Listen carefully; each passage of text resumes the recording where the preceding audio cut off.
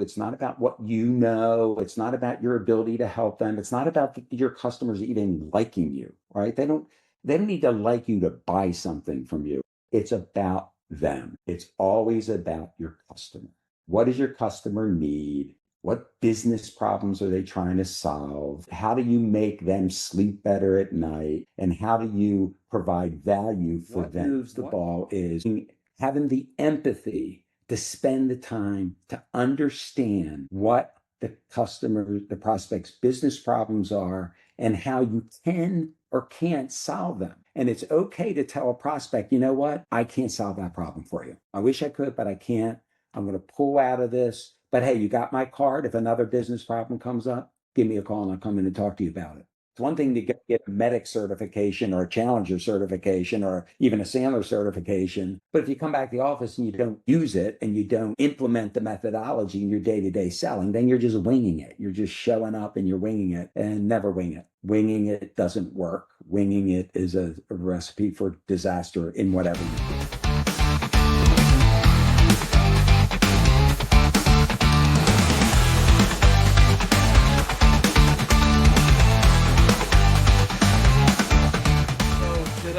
On Experience the Next Level, we had Joe Markwordt, who is a fantastic sales executive in the technology space. He's the president of J&K Consulting and has a storied career in sales at a number of different technology organizations, including as a vice president of Salesforce. So really fantastic conversation. What did you think, Tyler? Yeah, Joe had tons and tons of sales insights. Being an entrepreneur myself, a lot of the problems that I'm currently experiencing, he was speaking to unknowingly, and just picking up that knowledge was excellent from Joe. Probably my favorite quote he gave us was, want to close more deals? Stop talking about your product and start talking about their problem. So just very insightful from Joe. This is a fun one. So yeah, Joe, first off, welcome to Experience the Next Level podcast. First, if we can kind of start by you sharing your journey and what led you into a role in sales. Well, this is a really interesting story. Well, thanks for having me. I really appreciate your time today and happy to be participating in this conversation. I went to Duke University and pursued a dual degree in computer science and policy sciences. I have a Bachelor of Science, a Bachelor of Art, and I decided in 1982 to pursue technology. The offers out there, I mean, the world, the land of computer technology was really taking off. So I decided to take a job with AT&T Bell Laboratories at the time, the premier research institute probably in the world. They're headquartered up in New Jersey. But they said, hey, listen, the first thing you're going to do for us is you're going to go get your master's degree in computer science. So I went out to the University of Southern California, got my master's degree in computer science. Then I came back to New Jersey, went to work for Bell Laboratories, and realized after about a year, like, wow, I don't think this is right for me. It was like a research institute. It was very quiet. There wasn't a real sense of urgency, right? It was research. And what happened is when the tech salespeople from, at the time, IBM, Digital Equipment Corporation, Hewlett Packard, would come to the lab, if the executives or the folks in charge of the lab were like busy or really didn't have anything to talk about, they would ask me to spend time with them. I'd go to lunch with them every once in a while, and I started to learn about their lifestyle and what they did. And I was thinking, wow, that might be a good career path for me. I can combine my technology with selling, be out on the road, meet with people. And so I decided to quit Bell Labs, quit it cold turkey, moved back to my home in Baltimore, and started looking for a sales job. And of course, I went with the folks I talked to. It was hard for me to break into it, but eventually I got a job. I started on April 1st, 1984 as a technology sales rep with Hewlett Packard. And I was selling their basically engineering workstations to engineers. And in today's parlance, it was almost like I was a selling pre-sales engineer, because they hired a lot of folks like me that were very technical to sell to these very technical folks. And quite frankly, it was a great decision. I had a great career, obviously, but it was culture shock for me. I'll just leave it there. Like going from a very academic world, being a very technology driven person, a computer programmer, systems analyst, to sales was culture shock. Definitely. Can you tell us a little bit about that transition going from, a computer scientist to the world of sales, even though it was technology sales, and kind of guide us through how sales has changed since 1984 when you jumped into that? Well, it was a very tough transition. I wasn't prepared for a career in sales, obviously. I knew nothing about sales. I had no training. So I came into Hewlett Packard, and Hewlett Packard at the time, unbelievable company. Like one of the probably had the best reputation in terms of the way they treated their employees. It was a wonderful place, great. And they had a really unique way of handling new salespeople. They would I got hired by one manager, but I worked for a different manager for the first 6 months who was responsible for training the sales people. But the sales training was really product training. So we spent 6 months. We got to Cupertino for a couple of weeks, to one division where they manufactured their computers, spend 2 weeks with the product designers and the product engineers and the product marketing folks. Then we go to Boise, Idaho, where they built the disk systems. We go to San Diego, where they built the printers. So for 6 months, we came back, we were really, really good at product. We knew our products. We were product experts, but we got no sales training. So I went into this. So after those 6 months, I was ready to get a territory. I was assigned to my manager, and my manager, Tom, assigned me to the basically DoD research labs in the Baltimore, Washington, Northern Virginia area, like the night vision lab down in Fort Belvoir, Aberdeen Proving Grounds, those sorts of things, the Center for Chemical Research and Development up at Edgewood, Harry Diamond Lab. So it was all the labs, and I was talking to very technical people. And I was really bad at sales, very bad at sales. I was a complete novice, and I made the mistake that a lot of salespeople make, and salespeople to this day still make, even really good salespeople. And that is, I just talked. I was there to provide information for my prospects. Hey, Joe, can you help us write this computer program for this instrument? Yeah, I can do that. Hey, can you come up and brief us on the architecture of your new product? Yeah, I could do that. So I was chasing a lot of tennis balls. I was providing a lot of information. My customers really liked me. I had a great relationship with them. And why wouldn't they like me? I was providing a lot of value for them, but I wasn't doing my job as a salesperson. The other thing interesting in the early days is there were no cell phones. There was no internet. There were no answering machines. There were no CRMs. And the biggest piece of technology we got back in those days was the first fax machine, which was like, oh my goodness, a fax machine. But it was face to face. And being in the office was not where you wanted to be. And I spent my days out on the road at my customer accounts with a pocket full of quarters, used payphones to communicate. And I just had to be out there where my customers were. I would end up putting myself down at Fort Belvoir for a day, and I just hang out at the PX, or I'd go up to Aberdeen and hang out at the Wendy's on Route 40 up there, because my customers knew I was in the area, and I'd call them and say, I'm here, can I stop by? So it was a very face-to-face, way more collegial than it is today. It wasn't it wasn't an adversarial relationship, right? We had good relationships with our clients. They got value from us, and we provided value to them. It's so interesting.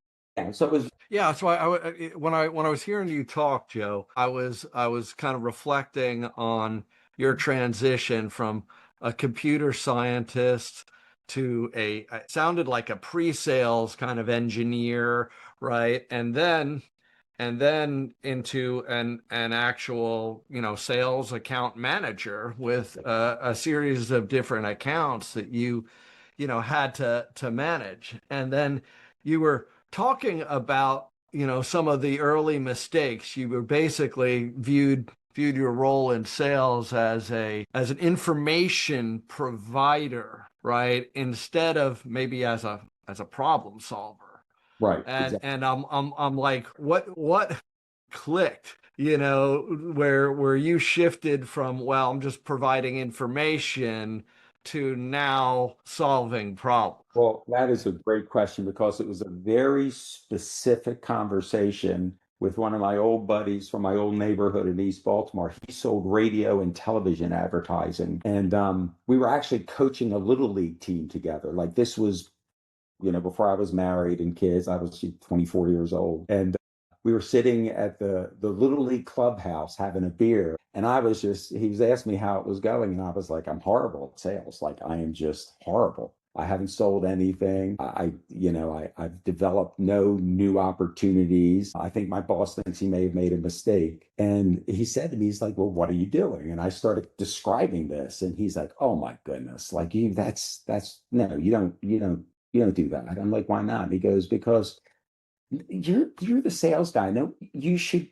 It's not about you. It's not about what you know. It's not about your ability to help them. It's not about your customers even liking you, right? They don't need to like you to buy something from you. And that was like a foreign concept to me. I'm like, what are you talking about? He said, it's about them. It's always about your customer.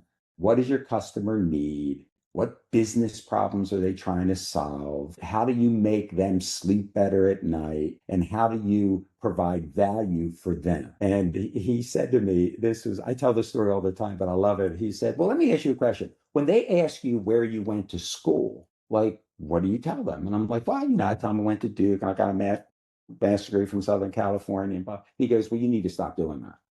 And I said, why? And he said, because one, it's intimidating, right? You're this little snot-nosed 24-year-old know-it-all. And these guys are self-made. They've taught themselves this stuff because, they came up literally when it was all self-taught.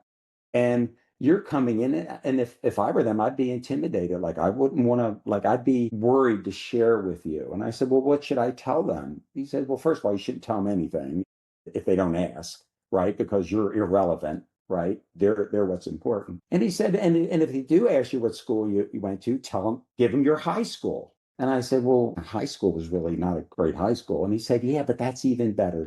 It'll take down the temperature. They'll think you're an idiot, which is better than thinking you're like some whiz kid, right? Because it will make them feel better about the relationship. Like they'll feel more at ease. And I said, okay. And then he did something. He went out to his car and he pulled out these videotapes.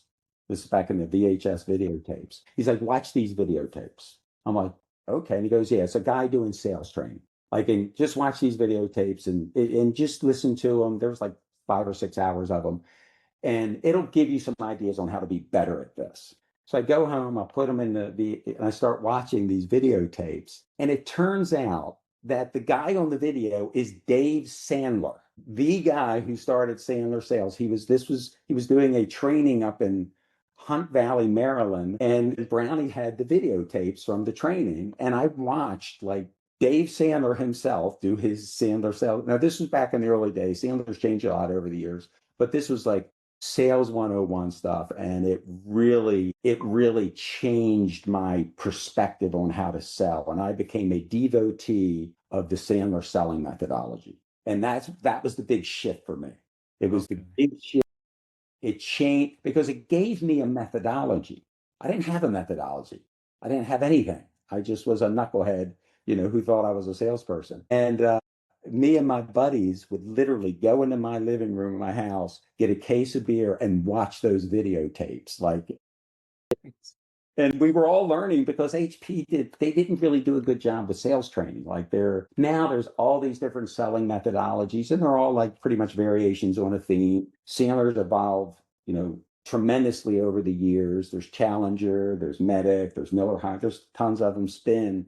They're all good. They all provide value. But that was my beginning. And over the years, over like the next 10 years, I developed my own very unique methodology that was unique because it fit my style. So it's a combination of some Sandler, some Challenge, like the things, but I think all sales reps at the end of the day, they need to have a methodology that they lean on to help them be successful in sales. So that was the big change. And I look back on those days fondly because, it was like revelation after, all the education at Duke and Southern Cal, this was new to me. Like I was learning stuff I had like was totally new to me, and I was very excited. Yeah, it's funny.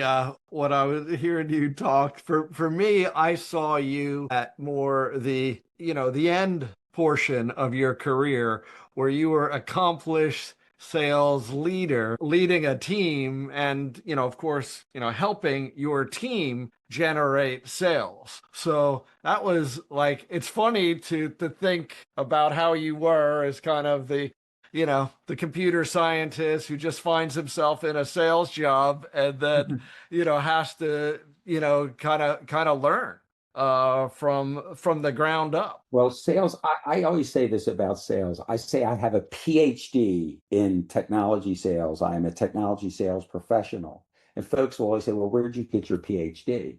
Well, I got it in the University of Hard Knocks. And in that university, tuition payments are lost commissions. Because if you spend a lot of time on a deal and you lose, and you don't like look inward and say, well, how did I lose that deal? What did I do wrong? What do I need to do differently so the next time I win that deal? That's the learning. Now you've just lost commission. You lost an opportunity to bring some income in. So that's the tuition payment. But when you sell for 38 years, like eventually you've made every mistake in the book. And it's funny, in my I think one of the reasons that I was a good teacher as a sales leader and as a sales manager is I could draw on those stories and those mistakes, because nobody wants to hear about the big win, but they want to hear about the mistakes, because the mistakes drive home the lesson. So, and I got a ton of them. Yeah. Yeah. So, the when you're thinking about technology sales and, a tech company struggling, right, to meet numbers, what's one thing that they should really focus on? Well, here's something that I think a lot of companies are missing right now. But I got to go back into the archives to kind of tell a little story about where I learned this lesson and why I think it's so important. So now we're in the 90s. So I started at Hewlett Packard. Then I went to the Digital Equipment Corporation. I was there for almost 4 years. And at the time, it's funny because you look at all these highly valued tech companies. At the time, Digital Equipment in the late 80s was the highest value tech company in the world. And 5 years later, 6 years later, it didn't exist. It was acquired by Compaq. But at the time, they were on a hot streak. And then I went to Silicon Graphics in 1990. And so I used to say that HP was like my double A ball years. Digital was my triple A ball years. But by 1999, like I'd been in 6 years and I had my methodology down. I mean, I felt like I was an expert at the Sandler stuff, but I'd also incorporated some other like really interesting methodologies into my playbook. So I go to work for this company called Silicon Graphics. And at the time, 1990, it was probably about a $200 million company. It's based out of Mountain View, California. And by the way, the Googleplex was built by Silicon Graphics. Oh, interesting. So that was built by Silicon Graphics at the height of, I look at these tech companies as civilizations, like they rise and they fall. But boy, back in 1990, it was founded by a gentleman named Jim Clark out of Stanford. He created this thing called the graphics engine. And it was really like a unbelievably differentiated technology. And in those days, if you wanted to do complex, like three-dimensional imaging on a computer, or like something like simulations, things we take for granted now we can do on our cell phones. In those days, you had to basically buy time on a mainframe to do all the math and push that over to these really expensive like monitors from companies like Tektronix. So it was very expensive and cumbersome to model data in high 3 dimensions or other visualization techniques. So Jim Clark comes up with this idea of creating like a co-processor called the graphics engine, sit it right next to the CPU that would do all that on the actual desk side system. So it's a really, really great product, really differentiated. But here's what Silicon Graphics did at the time better than any other tech company. They had the best product marketing people on the planet out in California. So every year, our fiscal year ended at the end of June, we would all go out to California for basically a big party. We would get our commission checks from our last month, and they were always really healthy, and they would give out awards and stuff. 2 years in a row, in 92 and 93, they had the Rolex challenge. And if you achieved 150% of your Q4 number, you walked up on stage, they gave you a $10,000 Rolex. These guys, it was a sales driven organization. And when we were out there were three divisions. There was the low end division, the mid range division, and the high end division. And they each got a couple hours with the sales team. The sales team was maybe a couple hundred salespeople around the world. And their job was to enable us with what we needed to go sell their products. And they were kind of competing with one another for our time, right? Because we didn't have product-based quotas. In fact, in those days, we really didn't have a quota.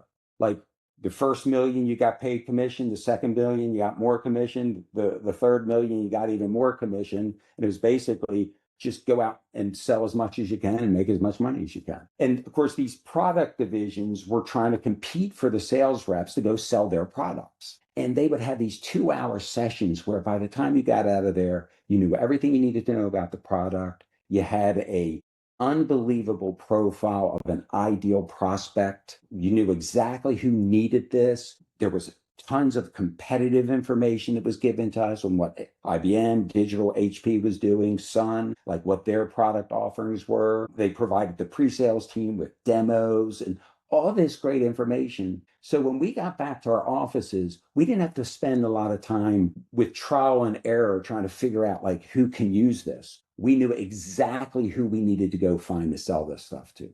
So the product marketing function, which translates product capabilities into sales speak, was very, very strong. Because the alternative to that is you hire a salesperson, like you're a tech entrepreneur and you've just built a better mousetrap. And you're like, well, this is a better mousetrap. So I'm just going to hire salespeople and let them go sell the mousetrap. Well, if the salespeople don't really, understand that who needs that, if no one tells them like that, gives them very specific prescriptive guidance, then they have to do a lot of sales calls and come up with that profile themselves. It takes a lot of time, takes a lot of energy. It's deflating because it's a lot of no's and a lot of wasted energy. The companies that really enable their sales teams with great product marketing information accelerate their ability to find net new prospects.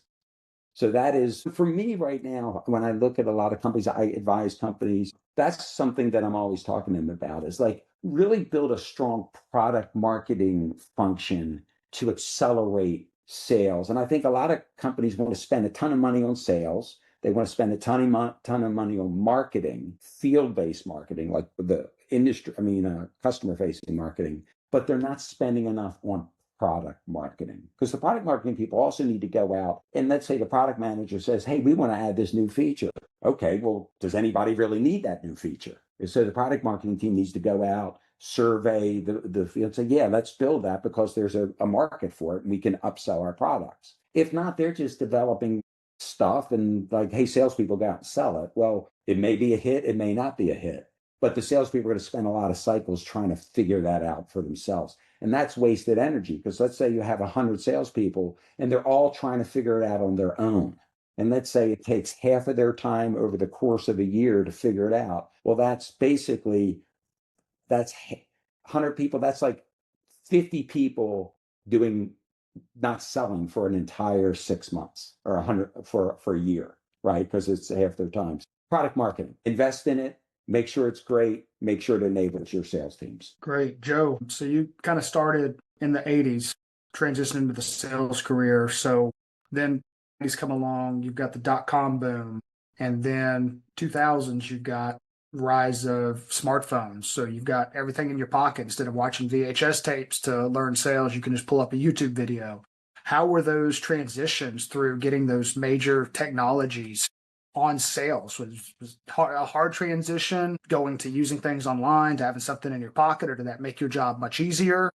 Walk us through that. Yeah, well, my opinion is the technology has changed a lot, both in the technology that salespeople use and the technology that the consumers are buying. But people are people, right? People have, from what's been 40 years now since I started, People are still the same. People have, you think you're dealing with rational beings. I mean, literally, whether you're selling $100 million digital transformation to a corporation, or you're selling a car to someone who's walking in, to your car dealership, people make decisions emotionally. They can't help it. And then they justify them intellectually. And everybody can give tons of examples of that in their own lives, or especially when you're looking at other people and you're saying, wow, I know they've really wanted that condo down at the beach, and they've come up with all these reasons to get it, but I know they can't afford it. But they're gonna justify the decision. So people haven't changed, right? Which means you're still having to deal with human beings. The technology just, in some ways, it's made it easier. In a lot of ways, it's made it harder, right? Because like I said, in the early days before there was all this technology, it was common for business to business technology salespeople to go to their customers, show up in the lobby, or literally walk. I sold to universities for a long time, walk through the halls, knock on doors. It was and it was accepted. Now there's all these gatekeepers and all this technology, gatekeeping. And of course, all the buyers think, they're very well educated because they have the internet. But at the end of the day, they're still making a decision to spend money to transform their business. There's risk associated with this. It could mean their career up or down. There's still a lot personally at stake for people. But my biggest joke is about CRM, because in the early days, before there were customer relationship management systems, you would have a weekly one-on-one with your sales manager. And of course, the reason you had a weekly one-on-one with your sales manager is to tell them what you were doing, because they had no way to know what you were doing. So those meetings basically I would open up my notebook, my manager would open up their notebook, and all the stuff in my notebook would be he or she would copy into their notebook. And of course, that's why you had the one-on-one, is so that you could educate your manager about what you were working on and things of that nature. Well, now it's all in the CRM, right? But it's kind of like a remnant of the old days. We still do one-on-ones, but a lot of the information that is talked about is in the CRM, right? So my suggestion is managers should spend more time looking at the deals that they want information, get the information out of the CRMs, and then on the one-on-one, talk with the reps about how they're going to advance the deal, because they're already briefed on the deal, versus using that time to get briefed on the deal. But that was a big change. The customer relationship management systems, of course, email. When I first started, there was no email. So your administrator, if you wanted to communicate with a customer, you literally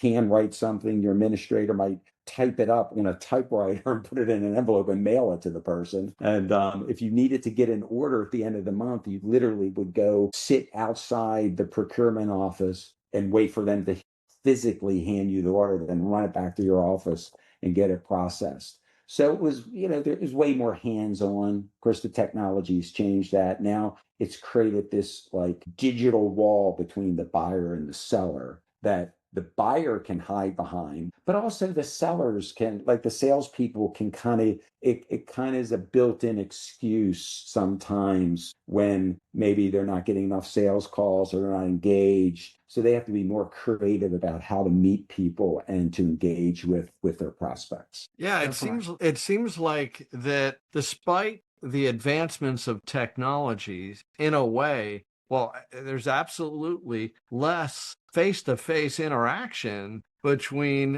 salespeople and customers. And I gotta think that that's actually challenging, because those things that intangibles that make a salesperson really great, it's harder to, express, in an email or on Zoom, right, than if they were, in person. Well, I think that the COVID situation created this dynamic where a lot of the meetings are being done over Zoom. It is more convenient, obviously, but it's not as effective in communicating. I always felt like when I went out to a customer site, and even if we had a planned meeting, it was the time before and after the meeting, maybe the walk back to the office, where you've really got the information you needed to either qualify the deal and move it along, or maybe even decide to like, hey, we're in trouble, we might want to back away. And I do want to talk a little bit about that is because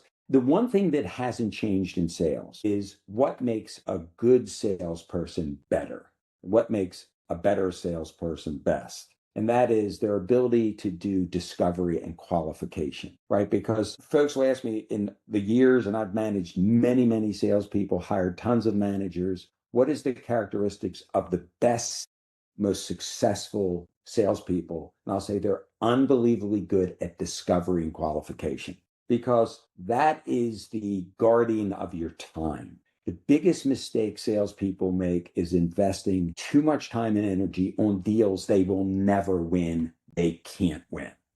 And you might say, well, how do you know they're never going to win it or they can't win it? Well, the reason is they haven't done the discovery qualification to know that the buyer who's making the decision is personal friends with the sales guy you're competing against, and you're just being used to get a second quote so they can justify the decision they want to make. Now, the buyer is going to do what buyers do. Like if you're willing to play that game and you're willing to show up and do the presentations and submit the proposals because you haven't done the hard work to really qualify what's going on, well, fine. That just makes their job easier to buy what they actually want to buy. The good salesperson doesn't play in that game. Like, okay, I've qualified it. I've done my qualification. I've done my discovery. I understand that the incumbent vendor is going to win this deal. The relationship that the primary buyer has with that team is excellent. And they're kind of going through the motions, like for this decision. Like, I'm going to lose. So why am I putting any effort into this? I need to go find one where I can position myself to win. Because, everyone talks about a pipeline that's 4 to 5 times my quota. I want a pipeline of deals I can win. That's what I want in my pipeline. I want a pipeline of deals that I can win. Well, how do you know if you can win them or not? Because you're doing a great job with discovery and qualification.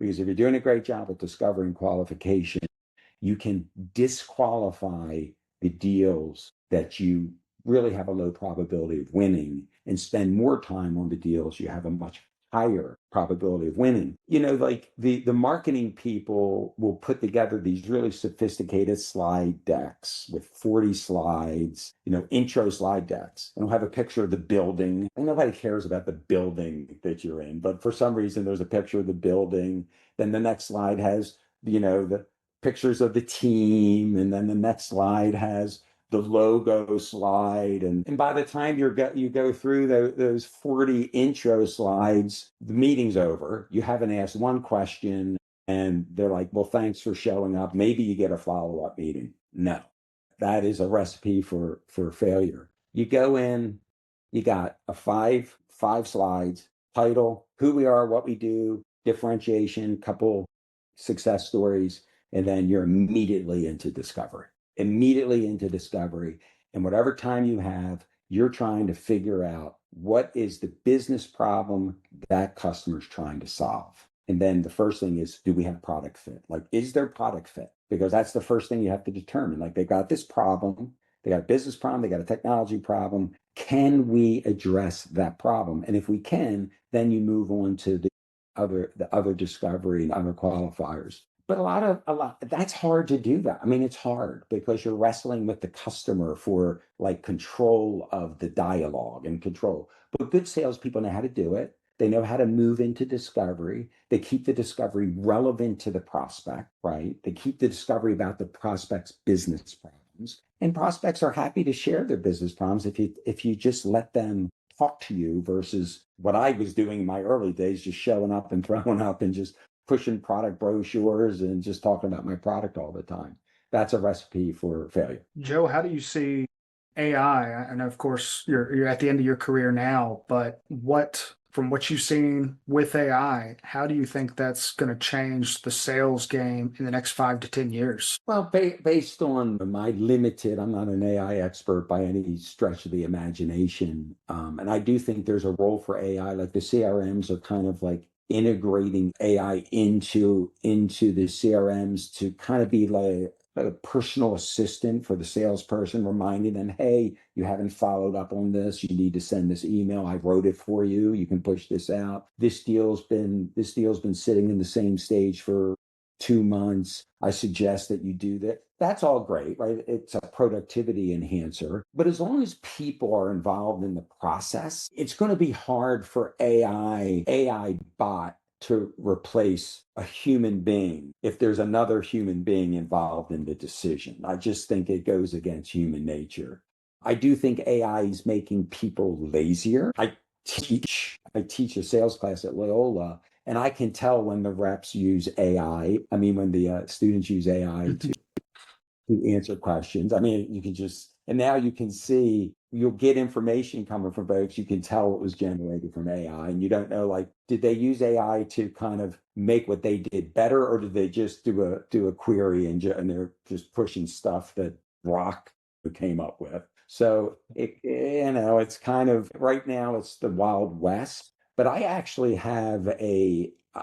believe there's a real place for AI in the requirements gathering stage of the sales process. If there's any VCs out there that are interested in talking to me about it, give me a call, sign a non-disclosure. But I do believe I do believe AI will eventually make that part of the process easier, right? Here are my requirements. Here's my response. I think AI can automate that process. And in my mind, I know how I would do it. And it's going to come. There's going to come a time when the bots will basically take that part of the relationship over. Here's my requirements, push them into a model, and the other side has all the information on responding, and eventually it'll be a very quick process. Right now, that's kind of a lengthy process. But yeah, I think that's coming. But as long as there's people involved, I don't see the people going away. I just see the people using AI to be more productive. Using it as a tool, definitely. One thing I wanted to jump back to, we never really touched on this section here, but what initially kind of set the stage for your love or interest in technology back in your early days, your childhood? What made you want to get into, becoming a computer scientist before you went off to college? Was there any experience or any type of technology you got your hands on that just, kind of sparked your interest and made you want to pursue that career path? No. And it's funny because I grew up in a blue collar family. My dad was a mechanic, a refrigeration mechanic, fought in grew up during the Depression, fought in World War II. I say by the time he was 23 years old, he lived through the Depression and spent 3 years in Europe fighting in World War II. And then he's home by the time he's 23, looking at the rest of his life. Right. So he ended up working as a refrigeration mechanic. There were 5 of us, 5 children and my parents, in a 16-foot row home in East Baltimore. Me and my 3 brothers shared a bedroom. So really, I got my education through the public schools, and I was a good student, and I was able to get an academic grant and aid to go to Duke. And when I got there, I thought I was going to do business, and they had like some sort of business degree. And I had to take one programming class. That was an intro programming class. And in those days, it was punch cards and the key punch machine, submitted your jobs into a mainframe. It was down in, so it was University of North Carolina, Duke, NC State. There was like the Triangle University Computing Center. We'd submit our jobs there. And I really liked that first class. So I took a second class, and I really liked that class. Then I took a structured programming class. So by the end of my sophomore year, it's like, well, I got all these credits. I'll just get a computer science degree. Meanwhile, on the other side, I was doing policy sciences, which was a mashup of political science, economics, logic, that kind of thing. So I pursued that public policy degree and got all the credits to get a BS in computer science. So I actually chose to get a BS Bachelor of Science in Computer Science. I could have gotten a Bachelor of Arts on my degree, but I got that. And at the time, I was very, like, a blue collar guy. Like, I was, our ethos in our family was at 18, you're on your own. So like I had to, okay, how am I going to pay my bills? I had a small student loan. So I decided that rather than pursuing a degree in law, which the other degree kind of set me up for, that I'd take this job with Bell Laboratories and go get this master's degree. And I liked programming. It was like I like to get things done, and I like to like check the box. So it was such a binary major. You got your assignment, go build this program, and come back and show me you built it. So, we'd spend hours in these computer labs. There was a bunch of us. We'd work all night, get orange crackers out of the machine. And I really liked that. And sometimes I think that had I gone to a small entrepreneurial tech company where I was sleeping on pizza boxes under my desk at night, that I might have stayed in tech because my personality is more aligned to that kind of chaos than research. But I really enjoyed it, but I kind of chose the wrong outlet for it. And looking back, hindsight being 2020, I had a good experience with Bell Labs, but it didn't really quite fit my personality. So, I was very opportunistic. I mean, it wasn't, we didn't have like STEM clubs in East Baltimore. We had some good math teachers in the high school, so I was pretty good at math. But it kind of just happened. I took a class, it was available. I did take a computer programming class in high school. We had a high school computer programming class. It was Fortran, and I liked that. And that's kind of like, so when I had the opportunity to take the one at Duke, I took it, and I was good at it, and I liked it, so I just stuck with it. So it's kind of like that's how that happened. So, Joe, when you you and I have talked a lot about solving customer problems and then understanding the fit between customer problems and what you're selling. So could be, could be a technology product. It could be professional services, right?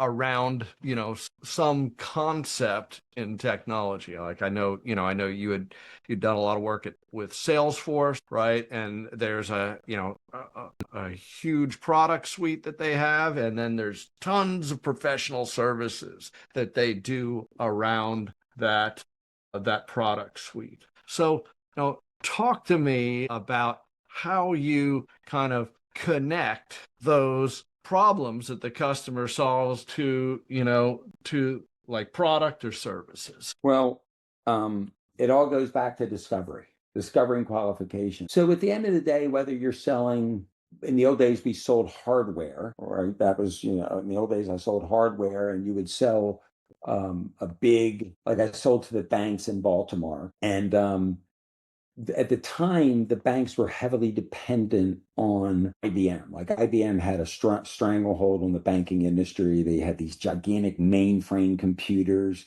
and literally the entire IT organization was aligned around how to manage that IBM mainframe and the associated things around them. And when I came into sales in the mid 80s, and when I went to digital equipment, I started selling to the banks for digital equipment.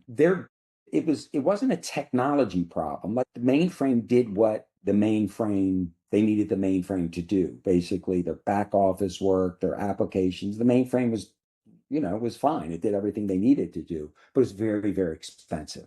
So the business problem was, how do we reduce our dependence on the mainframe and figure out a way to deliver these applications, this functionality, more cost effectively? So that was like the business problem. And what came out of that were all these mini computer companies like Digital Equipment, Data General, Hewlett Packard. And the value proposition was that application that you're running on the mainframe that's costing you $10 million a year, we can move it to this mini computer and save you $5 million a year. So it was a business. It was all about business. I mean, the technology was just an enabler to reduce cost, right? Yeah, it's so funny because, when that's a great story, by the way, and it really plays out now because a lot of companies are, the cloud is essentially replaced the old mainframe, right? And now a lot of customers are figuring out, well, how can I, reduce my reliance on the cloud and as well reduce my cloud costs, right? And And then at the same time, we have a lot of new capabilities like AI, which is all in the cloud, right? That are also, a way to drive costs up. So yeah, it's interesting.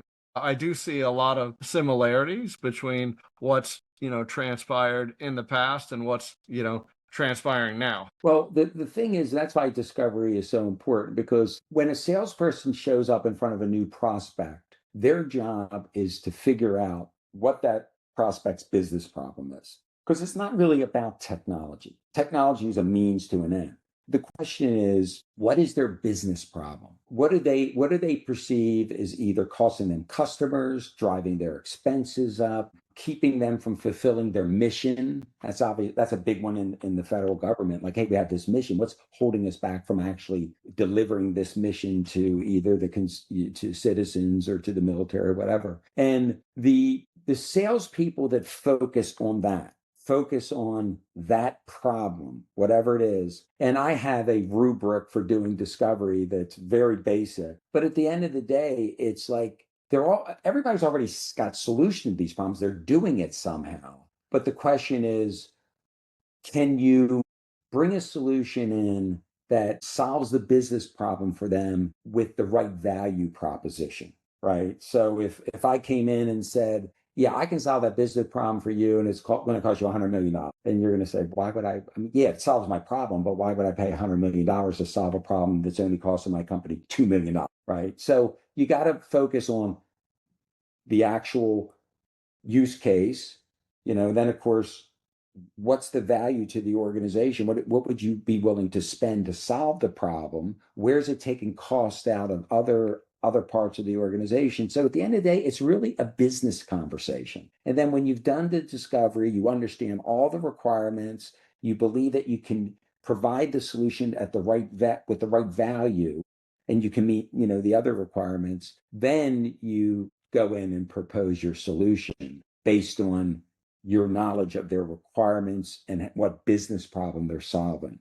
And a lot of reps, that takes a lot of work to do properly. And I say the best reps are good at discovering qualification because they got good business sense. Like they understand at a high level that they're dealing with people that, even if you're dealing with the CIO or the real technologist in an organization, they're still trying to solve a business problem. I mean, technology is a means to an end, right? So you've got to make sure that you're doing a good job at discovery. In my class, I talk about, even if you were selling vehicles and someone comes in and says, hey, I need a vehicle, you need to ask them, like, what do you want to do with the vehicle? Because if you're an Audi dealership and this person works on a farm and needs a pickup truck, even though they're going to buy something today, they're not buying it from you because you don't sell pickup trucks, right? So, hey, the Ford dealerships down the street, I know Joe down there, he's a great sales guy. He's got some great pickup trucks that you can go look at.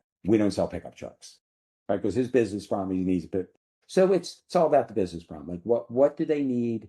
And that to me is at the center of technology sales. What business problem are we trying to solve for the prospect? Technology is a means to an end. Joe, you've mentioned the classes you teach a few times now. You're known for storytelling. Can you share one lesson that has really resonated with your students? Well, I've got a ton of stories. So I anticipated this question. So I've got 3 stories down here, and 1, 2, and 3. One is called Finding Eddie, one is McCormick, and one is the Indie Camp. So you guys can choose one of those 3, and I'll tell you the story. Make a pick, Bob. How about the IndyCam? Okay. This is one of my favorite stories. So this was back in the 90s, working for Silicon Graphics, and I was selling to the government through federal systems integrators. And we had just come out with this product called the Indy. And it was this little purple box. And anybody that knows Silicon Graphics would think very finely of the Indigo. It's called the Indigo. And these Indigos shipped with it was like the first workstation that had built-in video capture. So they literally shipped with a camera that you could plug into the back of the computer and sit there, and customers took it and they start building video applications and stuff. But it was like really the first workstation that came with this little camera on it. And it also came with juggling balls, like 3 juggling balls, because the default demo was 3 juggling balls just bouncing around on the screen. And young people are going to be laughing like, so what? But in those days, that was pretty like impressive, like video capture. So I'd spent about 6 to 8 months with one of my integrators selling a workstation solution for data visualization into one of our government entities. And we spent a lot of time on this. And it was a collaboration between me and my team, my pre-sales team, the integrator, and the champion with the customer. And we were very confident that we could solve this problem, for this visualization problem they had. And we were ready to basically close the deal and get the funding to go ahead and move ahead with this very large acquisition of workstations. And so we decided to set up this big like dog and pony show at some hotel. And we're going to bring the brass in, demo everything, show them we meet all the requirements so we could get their check to push the funding over and do the buy. So we decided that when they walked into the room, we'd had 4 of these Indigos at tables, and they would each be doing like a kind of a demo of the functionality. But the one, so there's 3 that was doing a demo, but the one we just put the Indie cam on so people could see themselves walking into the hall. We're like, well, that'll be really cool. So we put this big dog and pony show on. The integrator's there. I'm there with my team. The champion, the end user, feds were there. And all of a sudden, the brass start walking in. They're looking at the different things. And one guy walks over to the box with the video on it and says, what's this? And of course, I don't know if it was my pre-sales engineer or maybe somebody said, oh, well, these workstations that we want to buy, they have built-in video capture. And all of them come with this little camera here. I kid you not. This guy looks to one of his staffers and says, well, we can't buy these. They're a security risk. And he turns around and walks out. And my entire project was dead. Now you think, my goodness, like talk about popping a balloon, talk about a tuition payment in the University of Hard Knocks. But here's why that happened. We did all the right things around discovery. We had all the right requirements. Everything was perfect. But we introduced a product feature that wasn't in the requirement. And whenever you introduce a feature of a product that isn't part of a requirement, it creates an objection. Now, in this case, it was a security objection. But a lot of times the objection is price. Like, let's say you've got this big product suite and it does 1,000 things. But to solve my business problem, I only need 100 of the 100 of the features. Well, just show the 100 features that solve the problem. Because if you show all 1,000 of them, they're going to say, well, okay, we like your product, but we want a 90% discount because we're not using 75% of the functionality of the product, which is logical. But if you just show someone that you can solve their problem with the features required based on good discovery and requirement gathering, and they believe the value's there, they'll happily buy the product. But when you introduce product features that don't align with the requirements, it introduces objections. In this case, it was a technical objection of security. But normally it's like, well, why am I paying for all this stuff I'm not using? And I said, we only demonstrate what we need to solve the customer's business problem. And if they believe the value's there, right, when they get the product and when it gets implemented, if they find these features later, it's like, hey, look at these extra features we got. Yeah. Wow. That's a crazy story, man. I mean, after all that investment, right, to have that huge dog and pony show with everybody, and then so just like that. After that, now I was still a sales rep. I wasn't a sales leader, hadn't gotten to leadership yet. But I said, hey, we never show that camera to anyone. As someone says we want to do real-time video capture, we don't show that camera to anyone. Like it's just going to create questions, and if anything, just a ton of questions that aren't relevant to the use case, but it could create objections. Or, hey, we don't want those cameras, give me $400 off of each workstation and don't ship me the camera. It's like, no, we're not even going to show the camera because it's not relevant. And it has nothing to do with the value proposition of the solution we're trying to solve. If it shows up with the camera, they're going to look at it and say, oh, look, this thing has a camera, and they're either going to throw it in the garbage can or they're going to set it up and have fun with it. So, I know how hard you worked when we worked together, right? We had some real intense deals that we were working, and I was working kind of on the professional services side, right? And you were responsible for selling product, right? And so we had a lot of collaboration together. And we also had a lot of commiseration about how to do all this work that we were doing while we were both raising 4 kids, you know? And I'm curious, how did you balance it all, right? Between family and an intense sales career? Well, it's interesting. So let's go back to the beginning, because obviously I wanted to be successful in my selling career. And I knew right from the beginning that I didn't know what I was doing. So I had to adopt this methodology, right? And it goes back to, this one of my key kind of like philosophies is, if you don't have a plan, you become a part of someone else's plan.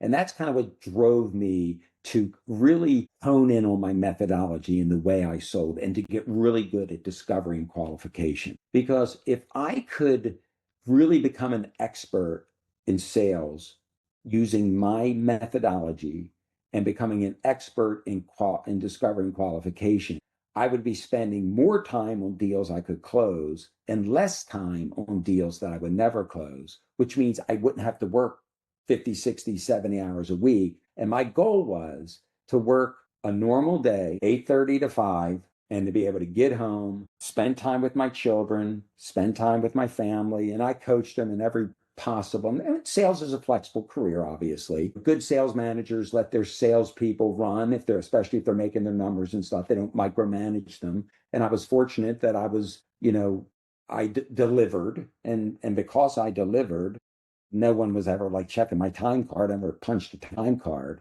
But my whole reason for deciding to treat my sales career like, I had friends from college that went off to be lawyers and doctors and CPAs and, like the established professions. And, they don't wing it. They have a very methodical way of doing their jobs, and they approach their jobs the same way every day. And they have methodologies that aren't dismissed, because today I don't feel like the doctor doesn't feel like doing the exam before he lines somebody up for knee surgery.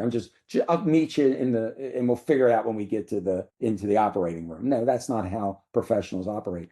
So for me to balance it, it was about time management. And if you don't have a plan, you become a part of someone else's plan. And that could either be a prospect that wants you to chase a bunch of tennis balls because you haven't done the right discovery and qualification, or it could be other people on your team that are like putting, I'll give you a great example.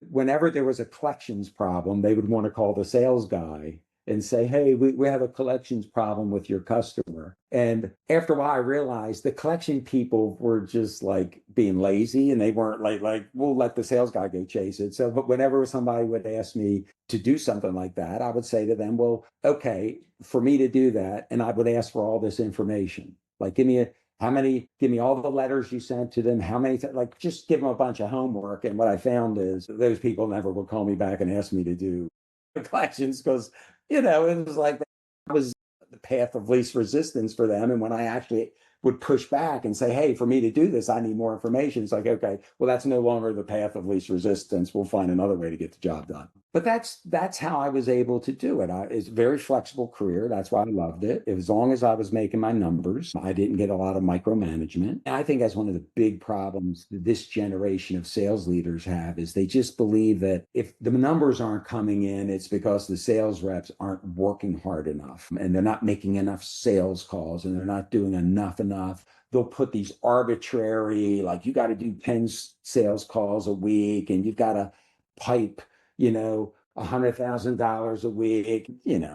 Any sales rep that has access to a CRM can manufacture $100,000 of pipeline a week. That really doesn't work. If you're having problems with revenue, it's a product issue, a discovery issue, a qualification issue, right? You're either trying to sell a me too. Like I say, it takes three things to get growth in technology. And you have to have all three of these things. You have to have a really good sales organization that operates with a methodology that works for the individual sales rep. So they have to be well managed, well coached. They have to be able to do their job. So let's assume you got a good sales organization. The second thing is you have to have some kind of differentiation. If your product isn't differentiated, then it's all about price. You get into price wars. And if you can't figure out where your differentiation is and where that need is in the market, then it's difficult to get growth. It really is. And then the third thing is you have to know who your target audience is. Like, we built this product with this differentiation for this part of the market. And if you've got those two things aligned and you got a great sales organization, then you're going to drive revenue. You're going to get 30, 40, 50% growth. If you have two of the three, you'll do okay. If you only have one of the three, like if you got a great sales organization with a Me Too product and an apathetic market, like, I don't care how good those salespeople are, they're going to struggle. Now, let's say you have an average sales organization, but a great product, and you have a really well-defined target, then you're leaving money on the table. Like, you're missing an opportunity because your sales teams can't exploit the opportunity. So I think that sales leaders need to look at those three things holistically. And that's why product management is so important, because if you do have the differentiation and you do understand your target market, well, don't make your salespeople go figure that out on their own. Educate them, enable them to go find the right prospects for your differentiated product. And I got really good at that. And that's how I was able to have decent life balance.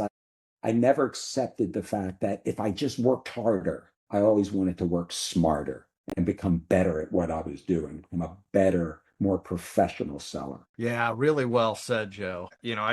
I've definitely struggled with, that work-life balance. And really, it was just towards the back half of my career that I realized, oh, wow, I'm actually working myself to death, right? And I needed to do things in a much more kind of methodical way. And so I liked how you basically kind of were iterating through what you were doing, in a way you were, and it was kind of like iterative development on your own career, right? To make some learnings and then refactor what you were doing based on those learnings. Well, again, it's a lifetime of experience. I kid that I'm blue collar McKenzie because I don't have an MBA from Wharton's, but I have like a lot of experience and make it. So I have this other story that's a great example of like learning about sales and about people in a real life situation. So all sales reps get this. This was back when I was with Digital. It was like 1986, 1987, 2 or 3 years into my sales career. And my boss says to me, you need to go meet with the CIO of McCormick Spice Company. I'm like, well, I don't know I don't even know who the CIO of McCormick Spice Company is. And he says, well, you need to go have a meeting with it. That's an MBO for you. Like, you got to go out and have that meeting. I said, okay. Back in those days, there's no internet. So I had to go to the library, get a business registry book, research, and I got the name of the CIO out literally by going to the library, and I got the number for McCormick Spice Company up in Hunt Valley, Maryland. So I called in there. It was kind of like in the beginning, like the beginning of the year, like February or something like that. Sitting in my little cube, my 3-piece suit on, my tie. And I call in there and I get basically transferred up to his administrator. And I say, hey, this is Joe Markwordt with Digital Equipment Corporation. I'd like to have a meeting with the CIO. And she said, well, he's really busy. Why don't you call back next week? I said, okay.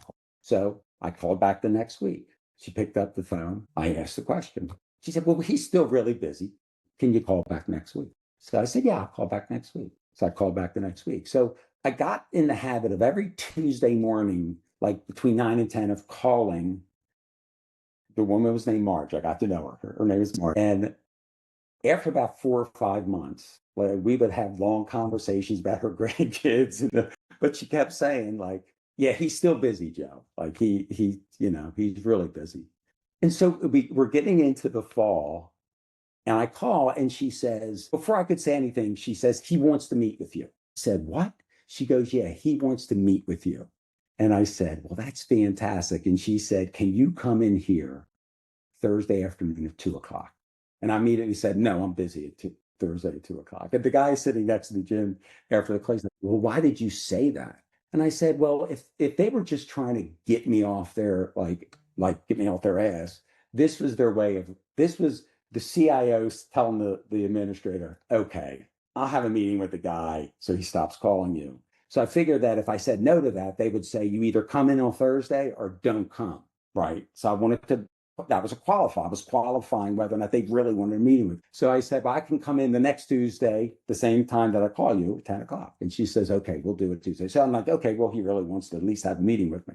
So my boss says, well, I'm going with you to this meeting. I said, well, that's fine, but it's going to get uncomfortable. And I just need you not to feel a need to come in and save me. Because what are you going to do? And I said, well, you'll find out when we get there, because I didn't want him to talk me out of it. So we go to the building, we go up to the top floor where all the CXOs are, all the mahogany offices. There were no cubes for CXOs back in those days. They got treated right. So we go over to his office, we open the door, and there's Marge. She gives up, we hug it out. Oh, Joe, it's so, I'm 27 years old. And behind her were these two glass doors that were kind of frosted glass doors. She goes, well, he's in there waiting for you. And so she goes around and opens the door, and we walk in, and there's this palatial suite. It's got this gigantic mahogany shelves with all these books and this big desk, and in front of it, this living room set, and there was a wet bar over there and a bathroom. It was a big deal. And so we go in there, and he comes out from behind the desk, and I'm 27, so he looks like a grouchy old man to me, but he's probably younger than I am now. He's probably in his mid to late 40s, big-headed gray hair. And he comes around and he says, so you guys are with digital equipment. Which one of you is Joe? And I said, that was me. And so he goes, you guys want a cup of coffee? I'm like, no, thank you, I'm good. And my boss, I thought he was literally, he goes, yeah, I'll take a cup. So he gets a cup of coffee. So we sit down. He comes in, and so we're on this couch. He's on that couch. He sits down. He looks right at me. He says, so what do you want? And I look at him, and I said, hey, well, I'll tell you what I want, but I want to ask you a question first. And he's like, well, what question do you want to ask? And I said, why did you agree to meet with me today? And he just goes back and he goes, what do you mean? You've been calling Marge every Tuesday for 6 months, and you want to know why I agreed to meet with you? And I'm like, come on. His name is Jack. I'm like, come on, Jack. That Marge's job is to say no to me. And she could have said no to me for 2 more years. So I want to know why, what changed? Why did you agree after 6 months of no to take this meeting with me? And then he literally, his whole posture changed, and he leans back and he said, well, I got this problem. And I said, well, tell me about the problem.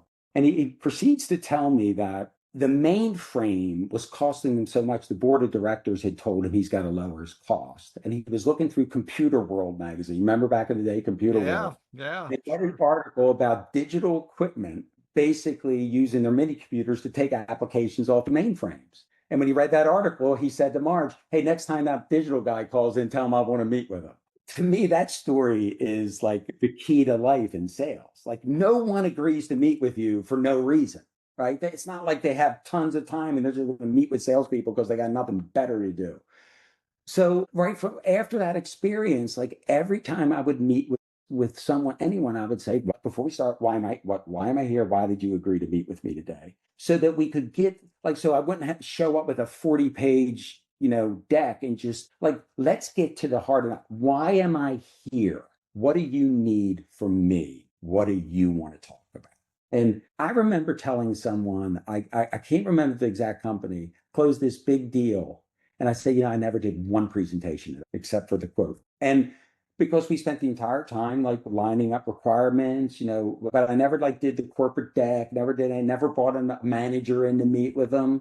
None of that stuff mattered. What mattered is could I solve that person's problem? So I love that McCormick story because it taught me such a lesson that if I'm in front of anyone, I'm there for a reason. And that's what we want to find out. Why are we there? What's the what's the catalyst for the meeting? That is a great story, man. But it was a great. So I ended up having a great relationship. We did some business with him, and for Christmas the next year, he gave me a McCormick spice rack with all the spices. And I bet you there was some Old Bay as well. Well, Joe, you've given tons of great insights on the podcast today. Before we wrap it up, is there anything maybe we've missed or anything you would like to talk about? Well, I think that we've covered a lot. I mean, I could talk about this all, I love sales. I love the sales culture. I've had a tremendous career. I've met tons of wonderful people, worked for some great managers. My three best managers were at Digital Equipment, Silicon Graphics, and the manager I worked for at Salesforce. Dan, he was great. We had great relationships. I think, if I could go back to my first day in sales at HP, and I had to give myself a little talking to based on now, I think what I would have told myself is, Joe, listen, sales isn't about you. It's not about your company. It's not about your technology. Selling is all about the customer's needs, requirements. And if you stay focused on that, you're going to have a great career. But if you start to think that, the suit you're wearing makes a difference, or if you start to think your credentials, like on your LinkedIn page, make a difference, or if you think that your educational background is going to be the difference, or the slide deck with the picture of the building on it's going to make, no, none of that stuff moves the ball. What moves the ball is having the empathy to spend the time to understand what the customer, the prospect's business problems are and how you can or can't solve them. And it's okay to tell a prospect, you know what? I can't solve that problem for you. I wish I could, but I can't. I'm going to pull out of this. But hey, you got my card. If another business problem comes up, give me a call and I'll come in and talk to you about it. I did that many times. And those folks ultimately would call me back if they had another problem, because I was willing to walk away and not try to fit a square peg into a round hole. That's what I would have told myself. And it would have saved me a lot of pain, but I learned, I learned from my mistakes. I got my PhD, but it would have accelerated the process. Great stuff, Joe. Yeah. Thank you. Thank you so much for having this conversation with Tyler and I. Where can people connect with you or learn more about your teaching or your mentoring or your business? Well, I don't have a website. When I started this, I wanted to be very, very part-time and very boutique-y. So I've been doing it for about 3 years, and every one of my clients have been referrals or basically people I work with that said, hey, can you help me out? But I am on LinkedIn. So, if you want to reach out to me, just hit me up on LinkedIn. I'd be happy. I work part-time, so I'm available to chat. My mission over the past, I would say since I went into leadership was try to get salespeople to look at themselves as professional, to operate as professionals, to basically deploy a methodology, whatever it is. Like, they're all good. Like, all the methodologies work. It's just, are you actually doing it? It's one thing to get a medic certification or a challenger certification or even a Sandler certification. But if you come back to the office and you don't use it and you don't implement the methodology in your day-to-day selling, then you're just winging it. You're just showing up and you're winging it, and never wing it. Winging it doesn't work. Winging it is a recipe for disaster in whatever you do. So LinkedIn, reach out to me. I look at it, every other day or so. So I'm happy to meet up with you. Thank you for the invitation. Love that talk about sales. I got tons of stories. I only told you 2 of them, but I got a million of them. And hopefully I can have some more conversations with you guys down the road. Thanks again, Joe.